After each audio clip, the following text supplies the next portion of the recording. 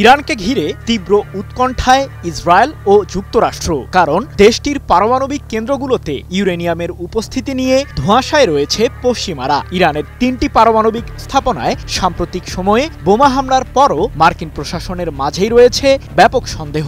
আসলেই কি ধ্বংস হয়েছে ইউরেনিয়াম সমৃদ্ধকরণের স্থাপনাগুলো?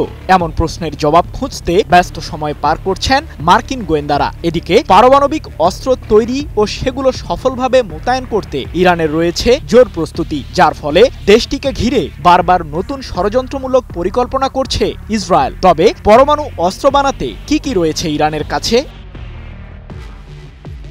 ৬০% উপরে সমৃদ্ধ ইউরেনিয়াম রয়েছে ইরানের কাছে, যা দিয়ে সহজেই দেশটি ৬টি পরমাণু অস্ত্র বানাতে পারবে। জাতিসংঘের পরমাণু সংস্থা IAEA চলতি বছরের শুরু থেকেই এমন দাবি করে আসছিল, যাকে ঘিরে গত ১৩ জুন ইরান জুড়ে সামরিক হামলা চালায় ইসরায়েল। ইহুদিবাদীদের তাণ্ডবের শিকার হয় ইরানের পারমাণবিক ও সামরিক স্থাপনাগুলো। ২৪ ঘন্টার মাঝে ইরান থেকে পাল্টা জবাব পায় ইসরায়েল। এক পর্যায়ে ইহুদিবাদীদের সমর্থনে ওই যুদ্ধে যোগ দেয় মার্কিন প্রশাসন। ইরানের ফোর্দো, নাতানস ও ইস্পাহান পারমাণবিক কেন্দ্রে গত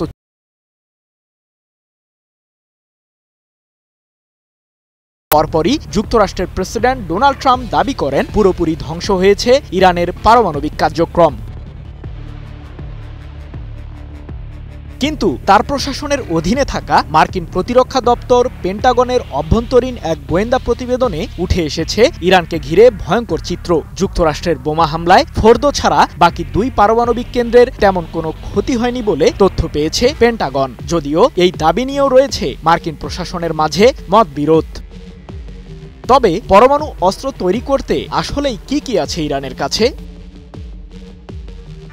ইসরায়েলের বিরুদ্ধে হামলায় ইরান সম্প্রতি ব্যবহার করেছে সেজ্জিল, এমাত ও শাহাব 3 সহ বিভিন্ন মডেলের শত শত ব্যালিস্টিক মিসাইল, যেগুলোর মধ্যে সেজ্জিল ও এমাত সিরিজের মিসাইলটিতে পারমাণবিক ওয়ারহেড বহন করা যায়। ইরান পরমাণু অস্ত্র তৈরি করতে সফল হলে এই সিরিজের ব্যালিস্টিক মিসাইলগুলো ব্যবহার করে পারমাণবিক বোমা মোতায়েন করতে পারবে বলে মত বিশ্লেষকদের। এদিকে ইরানের কাছে রয়েছে একাধিক পারমাণবিক কেন্দ্র, যেগুলোতে ইউরেনিয়াম সমৃদ্ধকরণের কাজ সহজেই করতে পারে দেশটির বিজ্ঞানীরা। আর পারমাণবিক অস্ত্র তৈরির মূল উপকরণগুলোর মাঝে ইউরেনিয়াম অন্যতম। বসুন্ধরা টিস্যু, অশুদ্ধতার বিরুদ্ধে এক বিন্দুও ছাড় নয়।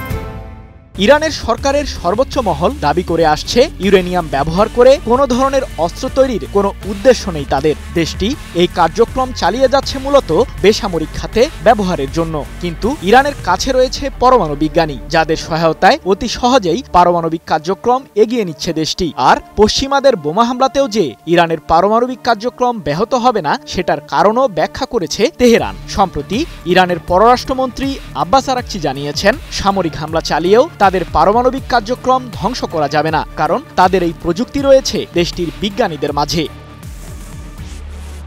তবে পারমাণবিক অস্ত্র তৈরির আরেকটি গুরুত্বপূর্ণ উপাদান প্লুটোনিয়াম সমৃদ্ধ করতে বর্তমানে ইরানের কাছে কোনো ধরনের কেন্দ্র নেই, যার কারণে এই দিক থেকে পিছিয়ে রয়েছে দেশটি।